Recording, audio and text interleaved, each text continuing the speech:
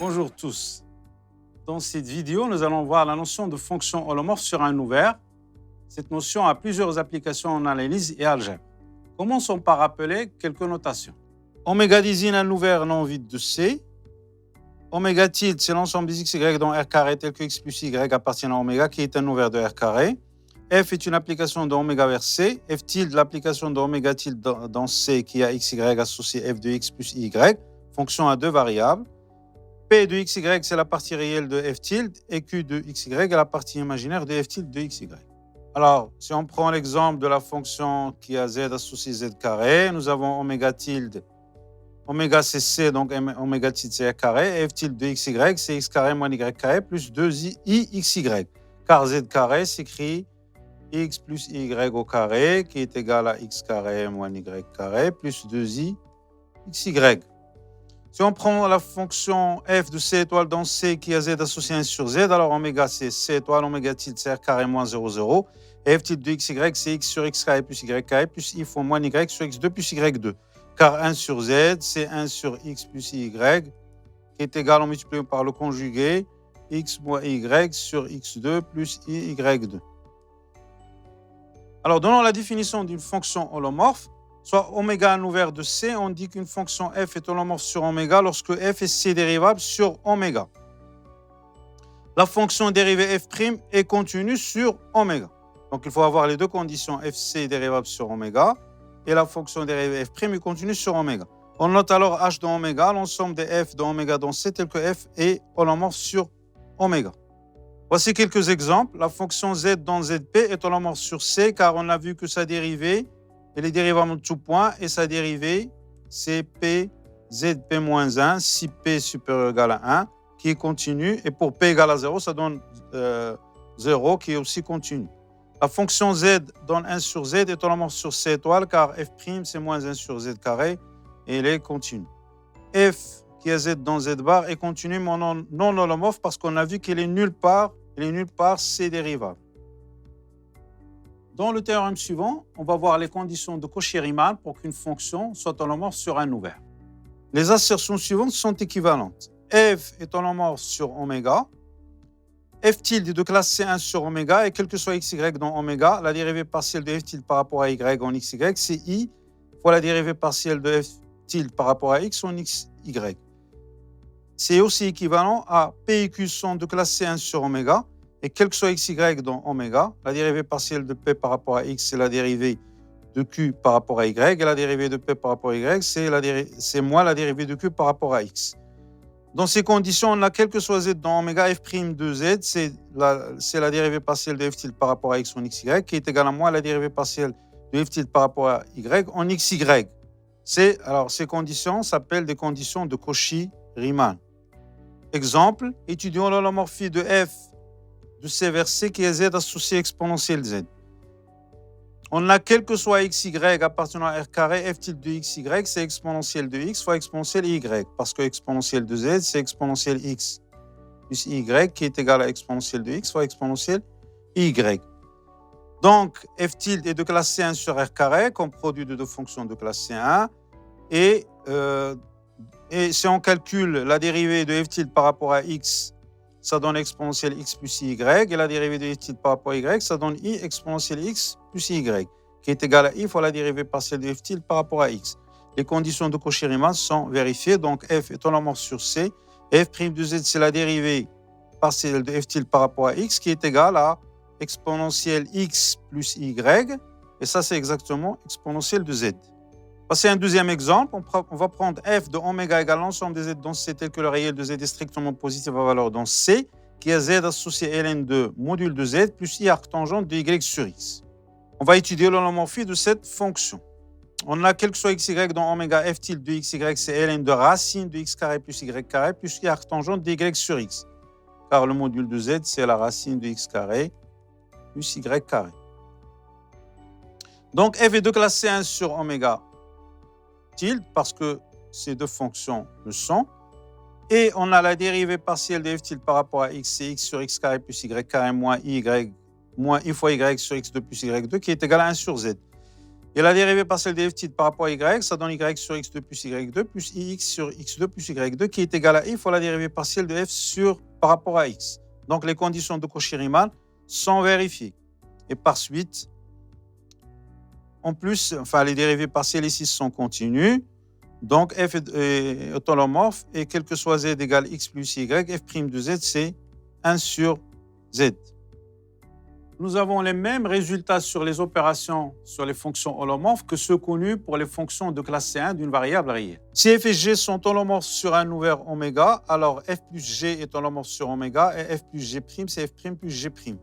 F fois g est holomorphe sur oméga et fg', c'est f'g plus gf'. Pour tout lambda dans C, lambda f est holomorphe sur oméga et lambda f', c'est lambda fois f'. Si de plus, quel que soit z, g de z est différent de 0, alors f sur g est holomorphe sur oméga et f sur g' égale f'g moins j'f sur g carré.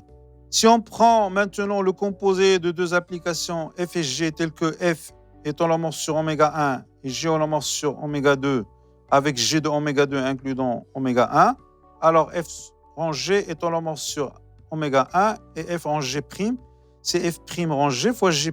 Comme corollaire de ce théorème, on peut dire que l'ensemble h de oméga des fonctions holomorphes sur oméga est une sous-algèbre de l'algèbre des fonctions continues de oméga vers C. Voici quelques exemples. Toute fonction polynomiale est holomorphe sur C parce qu'elle est combinaison linéaire des fonctions monômes. Une fonction polynomiale s'écrit comme combinaison linéaire des fonctions monômes k allant de 0 jusqu'à t de ak, zk. Et sa dérivée coïncide avec la dérivée algébrique, c'est-à-dire on peut dériver comme si on dérive un polynôme algébriquement. C'est la somme k allant de 1 jusqu'à d de k à k, z k moins 1. Toute fonction rationnelle est holomorphe sur son domaine de définition. Parce qu'une fonction rationnelle est le rapport de deux polynômes, p et q. Et q ne s'annule pas, donc p sur q va être holomorphe sur son domaine de définition.